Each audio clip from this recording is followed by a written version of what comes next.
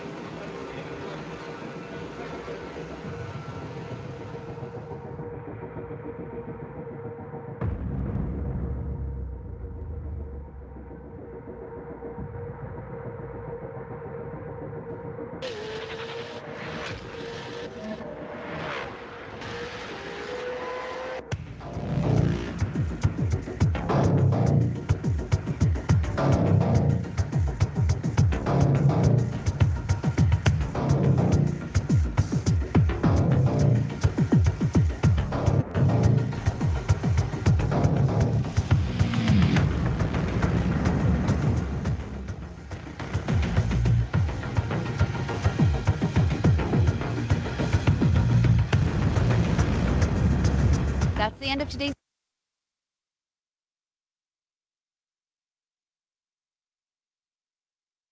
Ó, então, vamos lá, pessoal, iniciar aí, né? É, os elementos aí de fixação, a gente tem a trava, né? A trava, a gente utiliza ele para impedir, né, as uniões roscadas de se soltarem, principalmente em máquinas dinâmicas, né? Em que a tendência, né, nesse movimento aí, no movimento de vibração, que é uma força variável, está fazendo o desacoplamento dessa união roscada, né? Então, a trava é uma garantia de que essas uniões, então, não venham a se, vamos dizer assim, a desunir, né? E ela tem duas formas, né, de funcionamento. Tem por fechamento de forma, que é, ele é feito através do formato dessa trava, né, fechado na união roscada. Ele é o mais seguro, né, então ele impede mesmo, então ele a própria forma ali, né, impede então que a própria vibração desacople. E por fechamento de força. Então, esse travamento aí, ele é uma força de compressão. Então, a compressão da trava na união roscada. Essa compressão, ela vai, então, aumentar o atrito. Aumentando o atrito, vai dificultar que essa união se afrouxe. Só que ele é menos seguro e não garante, né? Então, ou seja, por mais que a compressão ali, a força de compressão dificulte o atrito, mas não garante a soltura da união, né? Então, um exemplo desse tipo de trava é a arruela dentada, né? Outro tipo de fixação, pessoal, é a chaveta, né?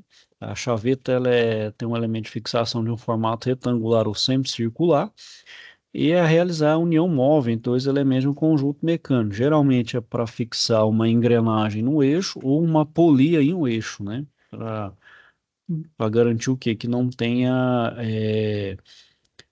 para garantir que não tem, por exemplo, um movimento relativo entre a engrenagem e o eixo, porque o que isso pode significar? Perda de eficiência de transmissão de movimento.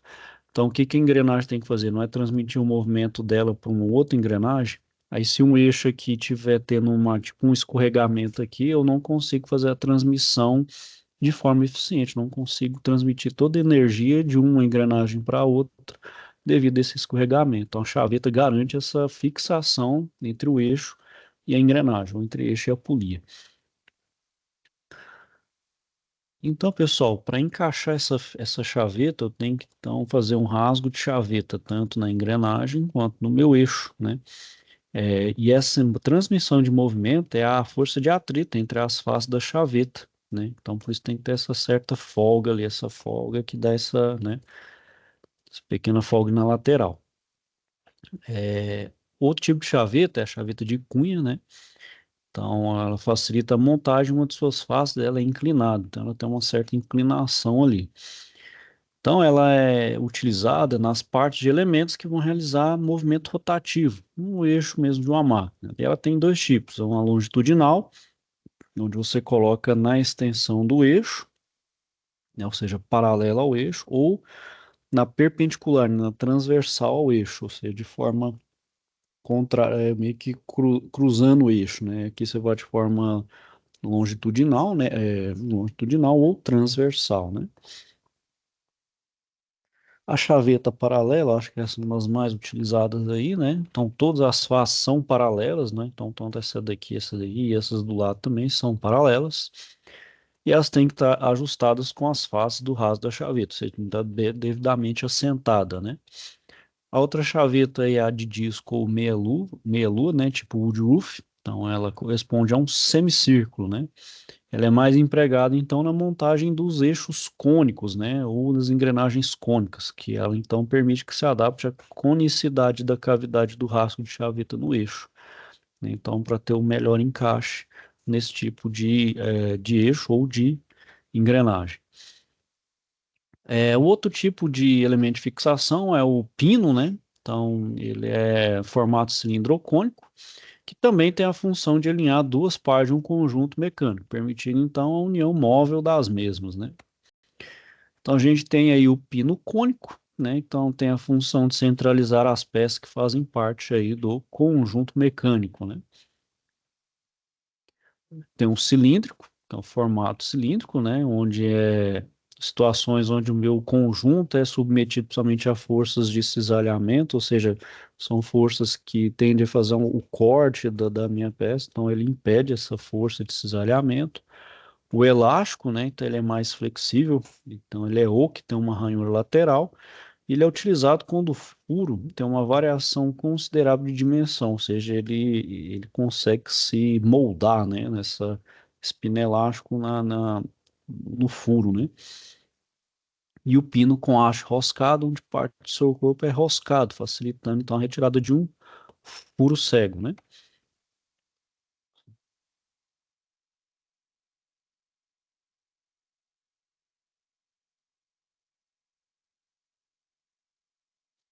Desculpe aí, pessoal. A gente também tem um pino estriado ou a cavilha, né?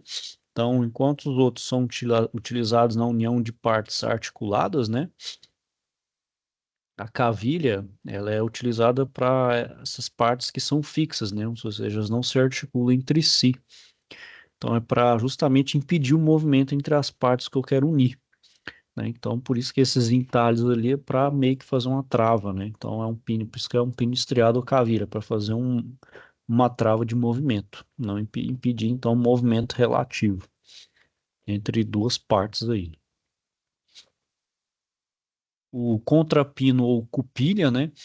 Então ele é de fácil manuseio e a função, pessoal, é travar, né, de outros elementos de mar. Então, travar porca, castelo e pino, impedir então que eles se folguem, né, ou soltem devido à vibração, né. Então eu coloco o parafuso ou a porca, eu coloco esse contrapino, essa cupilha aí. Então ele é um elemento bem simples, vocês estão vendo que ele é um arame dobrado em forma de cabeça circular e duas pernas iguais, né? Que depois de serem inseridas são dobradas para trás, né? Para justamente fazer a trava mesmo efetiva, né? Bom, agora, pessoal, vamos falar sobre os elementos de vedação, né? Então a gente tem aí o anel elástico, né? O anel de retenção, ele é para posicionar e limitar o curso de um sistema deslizante sobre o eixo, ou até impedir esse deslocamento. Ele impede, então, que o meu eixo, né, coloque no eixo que ele faça um movimento de translação. Então, ele impede esse movimento, né? Por isso que ele faz para parar, não ter esse movimento relativo. Apesar do nome de elástico, ele não é feito de material elástico, mas ele é de metal. E ele é um formato de um anel incompleto, né? Vocês podem ver aqui. Então, ele não fecha aqui. Então, ele pode ser instalado sobre um eixo por um anel externo ou dentro de um furo ou canal circular ou um anel interno, né? Então, ele tem ali um espacinho ali como se fosse um furo ali no meu eixo onde eu faço um encaixe correto ali para encaixar esse anel elástico. É, então, pessoal, com relação a esse anel elástico, eu preciso ter um cuidado na montagem, né? Então, eles devem ficar alojados em uma canaleta. Então, como eu falei, um canal certinho para alojar eles. E para colocar, a gente tem que usar esse alicatezinho ali, ó, que tem esses dentezinhos ali, onde eu encaixo eles aqui e faço a manipulação para abrir e fechar ele, né? A junta de vedação, né, pessoal, ele é utilizado para permitir a união entre componentes mecânicos estáticos, por exemplo, as tubulações, né? Então, por exemplo, para unir uma tubulação com a outra, utiliza essa junta, né? Essa junta é justamente para evitar, né? Porque o metal, por melhor ele seja polido, bem acabado, ter um bom acabamento, se eu unir duas partes ali, vai ter então ali imperfeições. Então, por exemplo, tubulação que está indo um fluido, né, uma água ou qualquer outro líquido ali, mesmo tiver bem unido, bem encaixado ali, parafusado, vai ter espaço que vai ter vazamento. Então, a junta de vedação ele completa, ele é como se ele completasse essas imperfeições, né, então vedando ali a junção dessas duas partes metálicas, né? Então, ele impede ali o vazamento do fluido. Então, essa junta ela pode ser feita de borracha, cortiça, papelão hidráulico, material metálico como aço de baixo carbono e alumínio, entre outros. Depende, então, daquele que eu estou unindo e quais os metais que eu estou utilizando também para selecionar a junta adequada.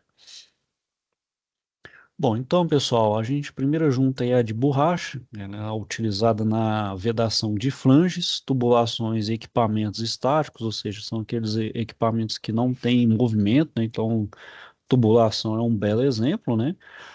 Então, a gente junta ali e pronto, é flange para não ter vazamento, né? Em máquinas estáticas. A de cortiça, né? Então, ela é utilizada na vedação de líquidos submetidos a baixa pressão, né? Então, onde não tem presença de uma alta pressão, eu posso utilizar a junta de cortiça. A de papelão hidráulico, né? Também é para partes estáticas e equipamentos. E ela pode ser fabricada conforme o que vai utilizar, ou seja, então ela é mais maleável. Consigo, então, fazer uma junta de papelão hidráulico em formas mais complexas, né? Em formas de máquinas mais complexas. A metálica, então, eu vou empregar em equipamentos que operam em alta pressão e temperatura, né? E em flange que precisam de uma grande força de aperto. Então, o tipo de metal a ser utilizado vai variar de acordo com o material do equipamento e do produto a ser vedado, né? Que aí, se eu utilizar um metal errado, a junta metálica errada entre dois metais, vai funcionar como uma espécie de pilha. Aí um gera oxidação e o outro vai ter redução, né? Então aí vai gerar uma pilha, gera uma voltagem, vai funcionar como uma pilha aí dependendo do emprego, né? Então, por exemplo, em motores, né? Motores utilizam junta metálica, porque o motor ele está trabalhando em alta pressão e temperatura, né? Então a pressão de compressão é alta, né? E temperatura também, né? Então trabalha ali em torno de 100 graus, né? Então eu preciso de uma junta metálica. Aquelas outras ali não aguentariam e também. A máquina ela já não é estática, ela é dinâmica, né? Então tem o movimento ali de pistão, tem o movimento ali de virabrequim, né? Então o bloco, o cabeçote ali tem que estar bem fixado ali, né? E ele tem que garantir também que não tenha vazamento de fluido refrigerante, nem do óleo que está lubrificando e nem do combustível que está sendo utilizado. Então preciso garantir a vedação desses três elementos que circulam, por exemplo, no meu motor. Então, como eu falei, a junta, né, a escolha da junta, né, vai depender, né, da pressão de trabalho, da temperatura e do tipo de fluido confinado. Então, por exemplo, para aplicações, eu utilizo a junta metálica para aplicações com pressões superiores a 80 kg-força por centímetro quadrado ou para temperaturas acima de até de 440 graus Celsius, né? E cada material utilizado na fabricação desse elemento vai ter um limite máximo de resistência à temperatura. Então a gente não pode deixar de observar, né, a próprio limite, né, de resistência à temperatura da própria junta, que ela pode vir então a derreter, a fundir ou a perder suas características mesmo de resistente de vedação. E também da parte de corrosão, né? Se ele é adequado para o fluido que está sendo submetido também. Bom, os danos típicos de junta, pessoal, pode ser por excesso de esforço, né? Ou seja, a pressão ou temperatura além do que ele foi estipulado, e também o torque na instalação, né? Então, por exemplo, sempre observar, por exemplo, por exemplo, em flanges ali que eu vou aplicar, tem que ser o torque conforme determinado pelo projeto, né, ou pelo fabricante. Porque torque em excesso, pessoal, não quer dizer que o torque em excesso é garantia de segurança na verdade, de fixação. Não, não necessariamente. Você pode estar deformando a tubulação, deformando aquilo que você está querendo unir, as juntas, deformando o próprio parafuso, então você não está garantindo a boa união, e além disso, principalmente se for é, máquinas rotativas, né, você vai estar também causando algum tipo de desbalanceamento, né? Então, o torque tem que ser muito bem aplicado e conforme projeto, norma ou indicação de fabricante. Então, por exemplo, a junta metálica, se não for observada essa compatibilidade química do fluido em relação ao material de revestimento da junta, então pode gerar dano. Então, o fluido pode atacar quimicamente a minha junta, vai corroer e vai então perder toda a sua função, né? E vai gerar então vazamentos e contaminação, né?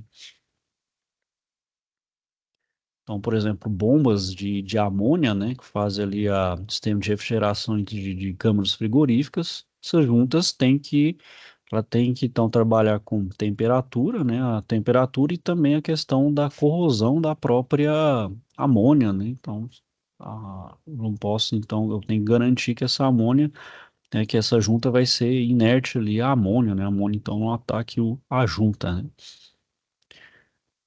Bom, então alguns cuidados, pessoal, tem que ser tomados durante a montagem. Então, primeiro, verificar se as superfícies que vão ser fechadas entre si vão estar planas, né? Óbvio, nunca é 100% plano, por isso que a gente utiliza a junta, mas verificar principalmente a questão bem plana mesmo. Então, retificar se for preciso, né, para deixar ali o mais plano possível. Limpar, né? Depois eu tenho que juntar, né? As duas partes eu tenho que limpar, não ter defeitos superficiais, então não ter uma dobra, não ter um rasgo, não ter uma rebarba, nada do tipo. Centraliza então a junta de forma que elas não ultrapassem a borda interior da superfície em contato. E o aperto dos parafusos, né, pessoal, não ultrapassar o valor indicado em projeto, pois isso então, né, deforma a junta e destrói a junta, compromete então sua vedação. Então, sempre o caso aí utilizar um torquímetro. Bom, outro elemento de vedação, pessoal, é o anel de vedação, né? Conhecido também como O-ring. Ele é o elemento de vedação em forma de anel empregado em conjuntos mecânicos, sejam eles estáticos ou dinâmicos.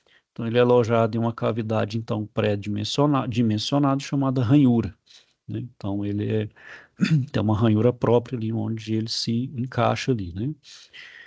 Então, o produto a ser vedado, ele empurra esse elemento em direção à parede da cavidade, aplicando uma determinada carga de pressão. Então, ele deforma e faz com que haja, então, a vedação do sistema. Então, quanto maior a carga de pressão, maior a deformação desse anel. E caso seja aplicada uma carga maior do que esse limite de pressão, né, que o anel suporta, que é a especificação técnica do elemento, vai ser danificado e compromete, então, a vedação do meu sistema, né? Então, por exemplo, eu tenho um anel ali, né? Então, dependendo a pressão que tem ali, por exemplo, no eixo, então ele empurra e deforma. Ou seja, se tiver alguma coisa ali de lubrificação ou um fluido que passe ali, ele veda totalmente devido à pressão. Então, essa pressão ela é necessária para poder garantir o 100% de vedação do sistema.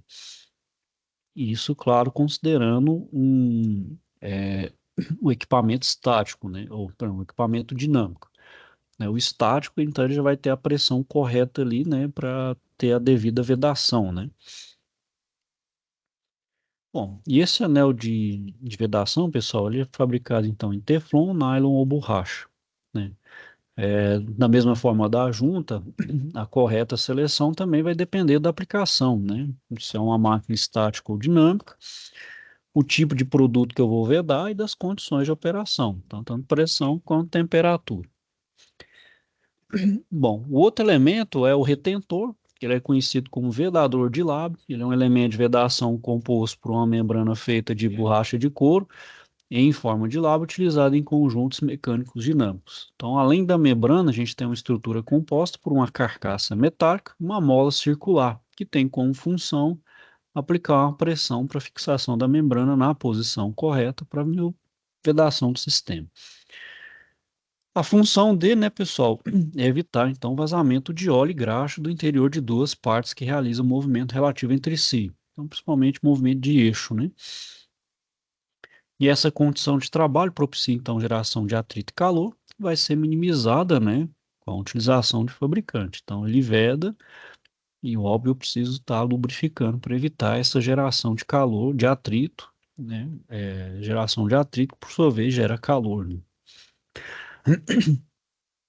Então, como fazer a montagem e desmontagem desses retentores? Então, a superfície de trabalho do eixo do equipamento sobre o qual será instalado o retentor tem que estar retificada com baixa rugosidade. Então, a superfície do labo retentor também deve estar isenta de defeitos, como sinais de deformação e oxidação, né, trincas ou outras falhas. Ele tem que ser pré-lubrificado antes da montagem, né, com o mesmo fluido lubrificante que vai ser utilizado no sistema mecânico. E a montagem do retentor dentro do seu alojamento tem que ser realizado com auxílio de uma prensa, seja ela hidráulica ou mecânica. Tomar cuidado na centralização e encaixe desse elemento. Sempre que houver então a desmontagem, causar a retirada do retentor ou do seu eixo, é recomendado trocar, né? Ou seja, nunca reaproveitar, fazer então a troca correta aí. Vou mostrar aqui, pessoal.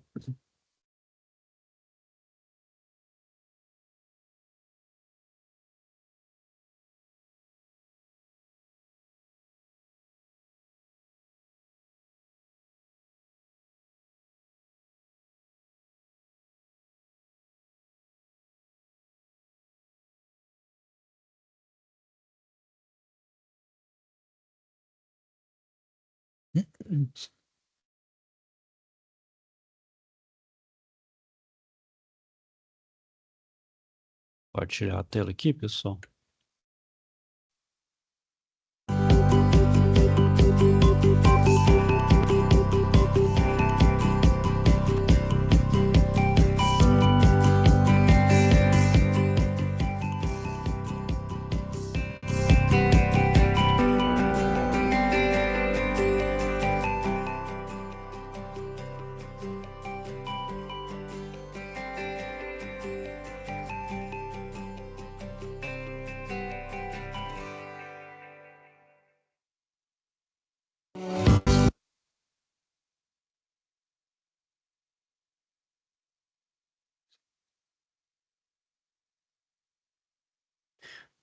Bom, pessoal, o outro elemento de vedação é a gacheta, né?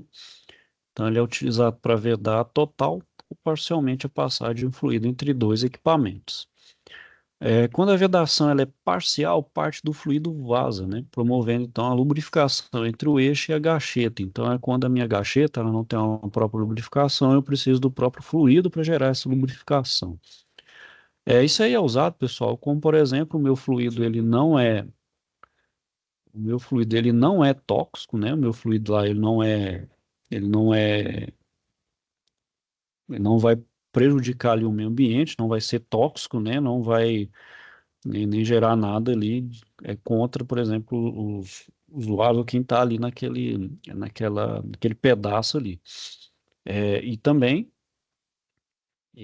esse tipo então de fluido vazar, né? Ele é permitido justamente para ter essa lubrificação. Por exemplo, água, né? Então, alguns tipos de gacheta permite ali ter um certo nível, chama de gota por minuto, que é gotejamento por minuto. Então, é tolerável, vamos dizer assim, essa perda de fluido, né? Aí, por exemplo, se for uma gacheta se for um fluido que não posso, né? Ele não pode haver nenhum desperdício, ou se ele for tóxico, né? Ou ter algum nível de prejudicial para o meio ambiente, ou para o operador ali que está próximo. Então, essa gacheta ela tem que ser autolubrificante. Então, você já tem que ter uma lubrificação própria e vedar totalmente. Não pode ter, então, nenhum tipo de gotejamento ali. E a gacheta, pessoal, ela é fabricada em forma de anel, já pronto para ser montado, ou em forma de corda, né? Que ela faz a volta, que é recortada na dimensão adequada durante a montagem, né? Então, por exemplo, a modo conjunto motobomba ali já vai ter ali o tipo de gacheta e a quantidade, né, de voltas ali. Tem cálculos também que a gente utiliza para fazer o dimensionamento dessa gacheta, né, o tanto de volta e o comprimento que a gente utiliza. Ela é muito utilizada, pessoal, porque ela tem uma ampla variedade de material e também o baixo custo de manutenção. Então, ela é bem barata, né?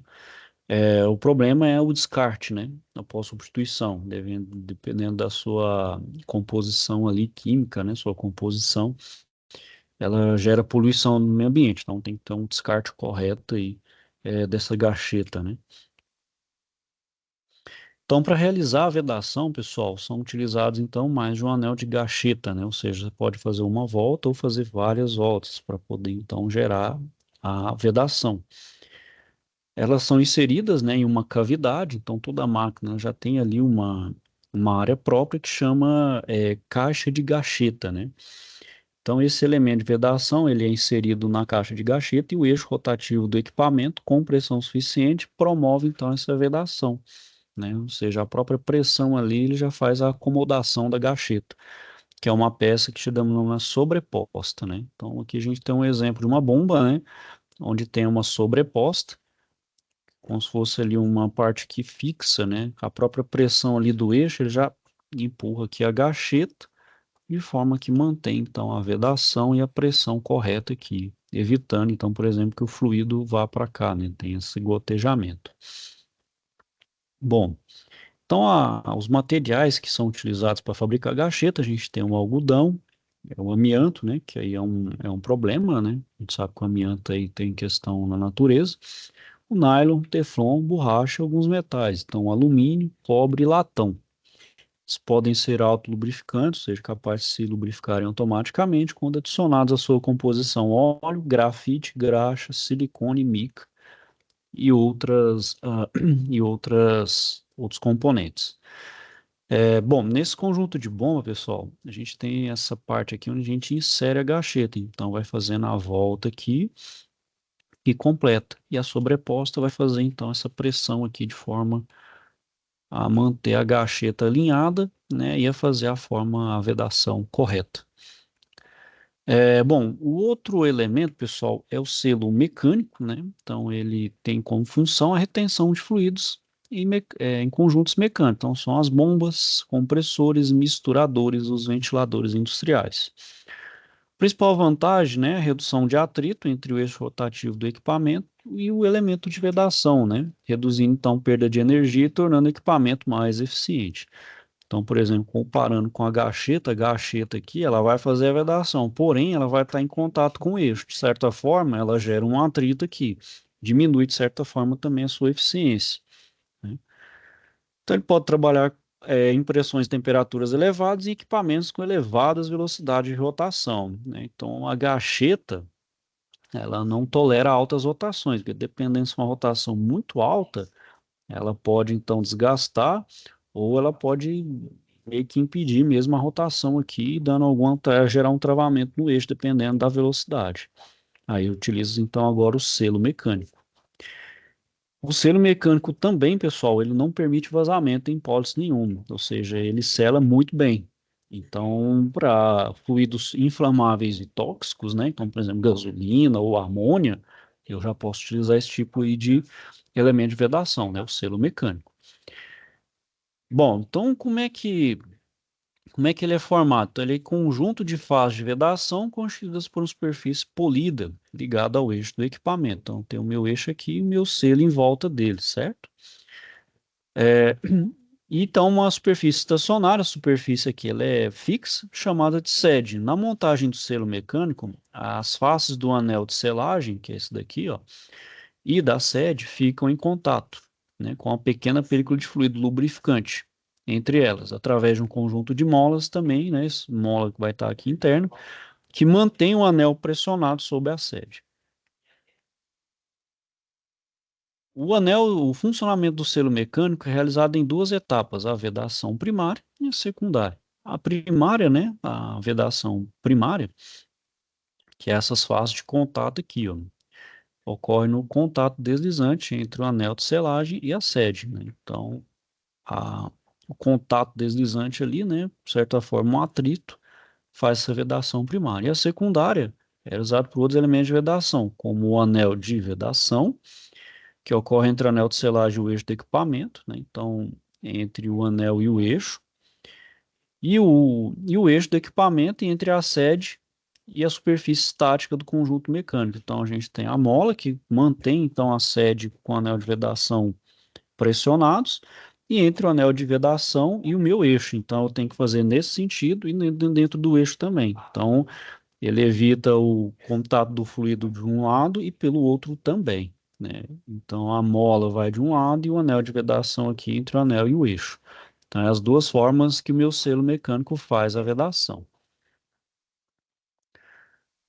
Bom, então, para garantir essa perfeita selagem, né, essa perfeita vedação, eu preciso então que as partes do selo mecânico estejam com o eixo estejam perfeitamente alinhadas.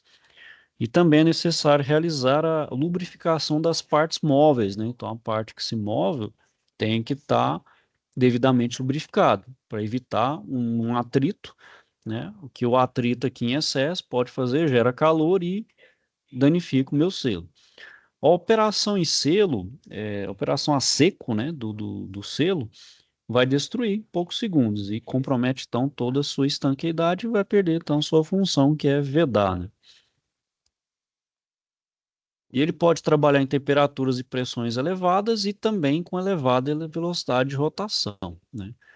Então, com relação à gacheta, ele vai ter uma vantagem em promover total vedação e ter maior durabilidade, sem necessidade de muita manutenção. Vamos só ver aqui, pessoal, parte do selo mecânico. Então, por exemplo, troca de gacheta.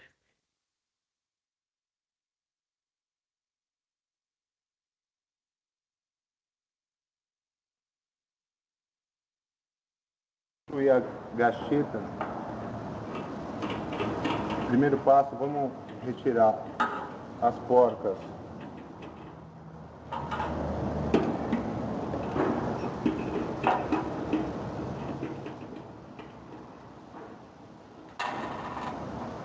aliviar o prensa gacheta, retirando totalmente, procurar a fissura na gacheta para que possamos removê-la.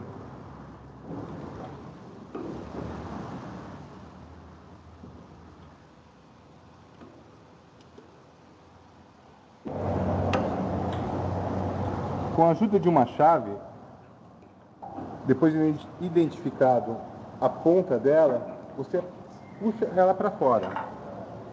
Mostra aqui, ó, a ponta da gacheta. Após isso, é só removê-la.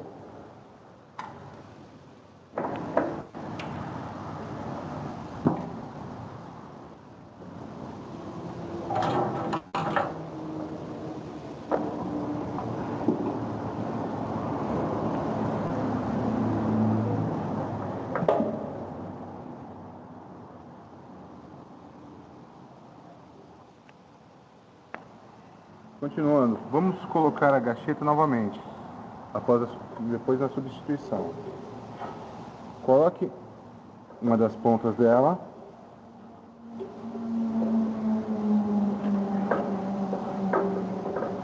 dando a volta por completo. Com a ajuda de uma chave,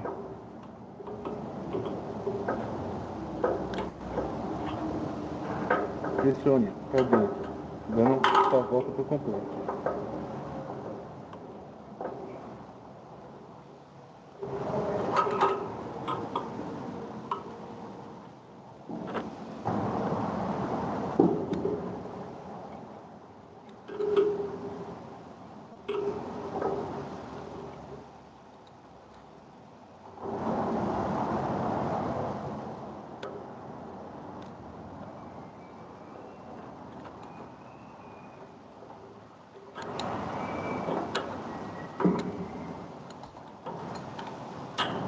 Após colocá-la,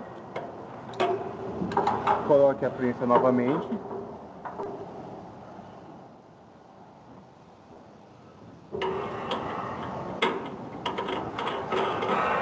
E ajuste até dar pressão.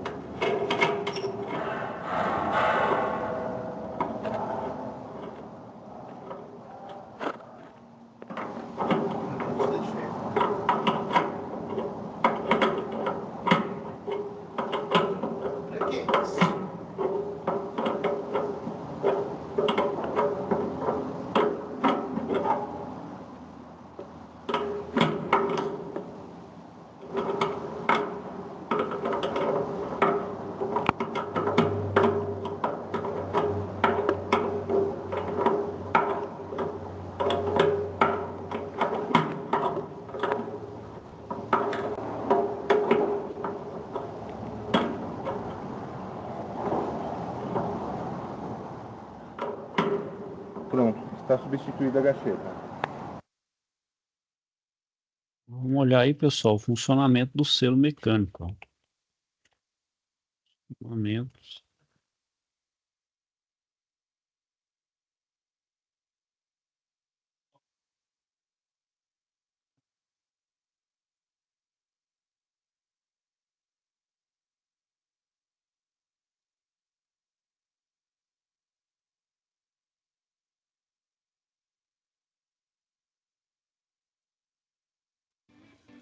Fala pessoal, bem-vindos a mais um vídeo do canal Mecânico e hoje a gente vai finalizar a sequência de vídeos em que falamos sobre o sistema de selagem de bombas centrífugas. Conforme a gente viu no vídeo em que eu explico o porquê de as bombas precisarem de um sistema de selagem, nós já sabemos que o selo mecânico, juntamente com a gacheta, são os dois mecanismos mais aceitos atualmente para vedar as bombas centrífugas. Nós já falamos sobre as gachetas em um vídeo passado e hoje nós falaremos sobre o selo mecânico. Para começar, é importante mencionar que o selo mecânico ele se comporta como uma vedação dinâmica, ou seja, no processo de vedação da bomba, ele possui uma parte rotativa que gira junto ao eixo. Mas, além dessa parte rotativa, o selo ele também possui uma parte estacionária, ou seja, uma parte que fica parada em relação ao eixo. E o curioso é que a vedação da bomba ocorre justamente pelo contato entre essa face rotativa e essa face estacionária, em que ambas as faces elas são muito planas e altamente polidas. Elas passam por uma lapidadora para garantir que haja uma baixíssima rugosidade no contato entre elas. Essa vedação, proporcionada pelo contato entre a face rotativa e a face estacionária, é o que chamamos de vedação primária da bomba.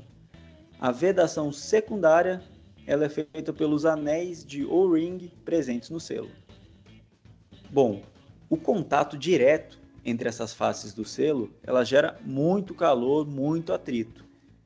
E, portanto, a gente precisa necessariamente deixar que parte do fluido bombeado ele passe entre essas faces de contato do selo, ou seja, a gente precisa que o fluido bombeado ele faça um filme líquido entre as faces do selo. Assim a gente garante uma correta lubrificação e resfriamento do selo. Portanto, todo selo mecânico, assim como as gachetas, deve necessariamente permitir um pequeno vazamento.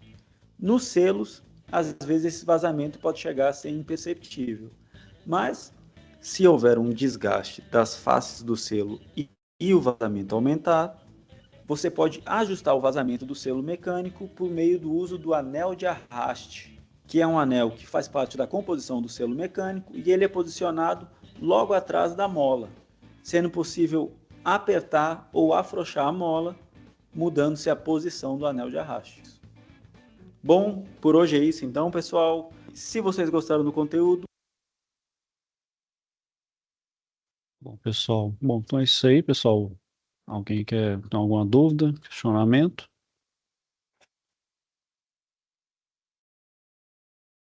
Ok? Bom, pessoal, então é isso aí. Vou finalizar aqui por hoje.